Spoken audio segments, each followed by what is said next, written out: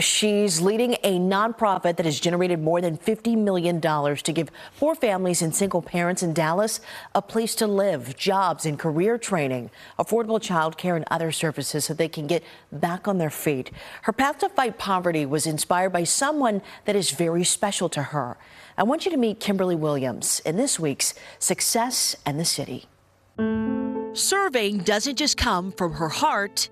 It's a calling for Kimberly Williams. That's really the heart of our work, to take a challenge and then transform it into a fresh start. She grew up a preacher's kid and the oldest of four from a working class family. Her parents struggled to survive on her father's income.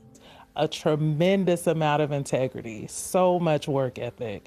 We'll do any,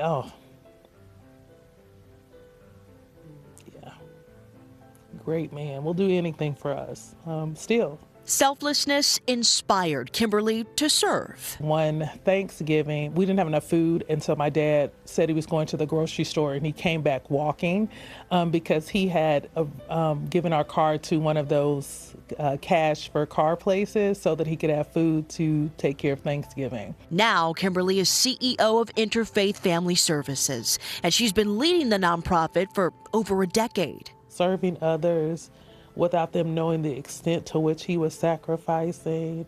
When you have that kind of example, it puts your struggles in perspective. Organizing resources given to families in Dallas who need a second chance. We're about the third largest city for the population of single mothers. So when you add the fact that you have single income households that are not making a lot, having to spread those salaries thin to take care of themselves and their children, it lends itself to high poverty situation, and then having one crisis that could lead to not paying rent and then spiral into homelessness. She carries the company to new heights, converting Interfaith from a nonprofit to social enterprise, changing the way they do business. Tried to have a return on investment for every donor dollar. It was a shift in how we operated. And it was challenging. There's a lot of resistance initially, but today, it was all worth it. Kimberly loves her work. I leave work on most days with gratitude. That's really how I sign the majority of my letters, the majority of my emails. And she measures her success through families that are back on their feet. It brings me so much joy and fulfillment to be able to step in a family's life when they're in a very difficult season. Wow. Interfaith has served over 175 families within just the past year. 97% of these families leave the program employed, 95% with housing, plus 97% of the kids involved in this program have improved in one or more levels of reading and math. And that's from the Interfaith's tutoring program, too, as well.